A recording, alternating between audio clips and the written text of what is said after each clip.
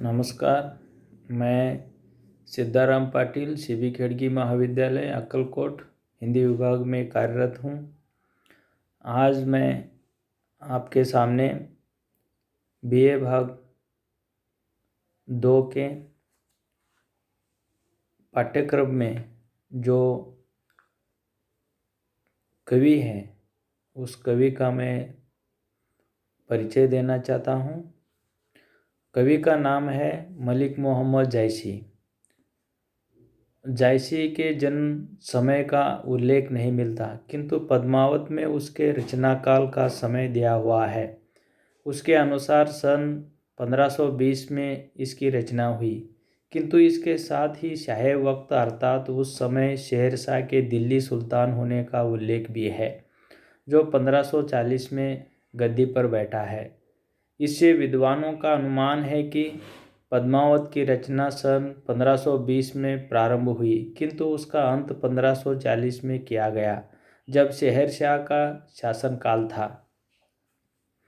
जायसी का जन्म लखनऊ के निकट जायस नगर में हुआ था और अमेठी के राजा रामसिंह की इन पर बड़ी श्रद्धा थी। ये उच्च कोटि के फकीर होते हुए भी गृहस्थ थे और खेती करते थे। जीवन के अंतिम दिनों में ये अमेठी के पास जंगल में रहा करते थे। इनके गुरु का नाम मोहिउद्दीन चिश्ती था, जिनके शिष्य हजरत निजामुद्दीन औलिया थे।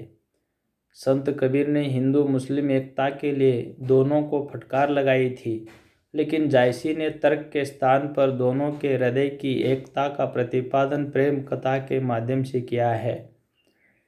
हिंदू परिवार की कहानी को जायसी ने जिस सहानुभूति से प्रस्तुत किया है, वह दोनों धर्मों के भेद को मिटाने में सफल सिद्ध हुआ है। इन्होंने हिंदुओं की कहानी उन्हीं की भाषा में बड़ी सहृदयता के साथ वर्णित की है। पद्मावत के अतिरिक्त आखिरी कलाम, अखरावट, कहरनामा, चित्ररेखा, चंपावत आदि अन्य छोटे बड़े ग्रंथों की इन्होंने रचना की है। पद्मावत पूर्ववर्ती महाकाव्य पृथ्वीराज रासो और परवर्ती महाकाव्य रामचरितमानस के मध्य की कड़ी है।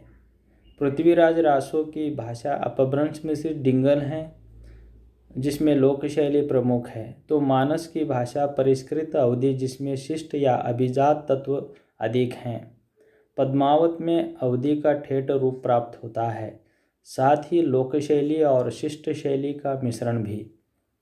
इसके अनुसार लौकिक प्रेम से पारलौकिक प्रेम की प्राप्ति संभव हो सकती है। जीवन और ब्रह्म के बीच प्रेम का एक अव्यक्त सूत्र विद्यमान है, जिसे खोज लेने पर सारी सृष्टि में उसकी छाया देखी जा सकती है। जायसी ने पद्मावती और रत्नसेन की लौकिक कथा के द्वारा ब्रह्मजीव के संबंधों का संकेत किया है। इस प्रकार यह एक रूपक कथा काव्य भी है, किंतु पारलौकिकता के प्रतिपादन में लौकिक कथा प्रवाह में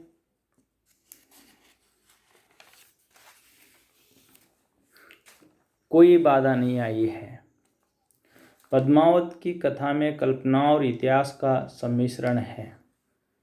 इसका पूर्वार्ध कल्पना पर आधारित है, फलतः उसमें कथानक रूढ़ियों का काफी प्रयोग किया गया है, किंतु दूसरा खंड ऐतिहासिक तथ्यों पर निर्मित है। कवि ने अवध के लोकजीवन का सूक्ष्म और व्यापक अध्ययन किया था, जिसका परिचय इस महाकाव्य में स्थान स्थान पर मिलता है। कवि ने लोकजीवन की सरस झांकी प्रस्तुत करने के लिए ही तमाम ऐसे विवरणों को विस्तार दिया है, जिसे पंडित रामचंद्र शुक्ल अनावश्यक और कथा प्रवाह में बाधक मानते थे।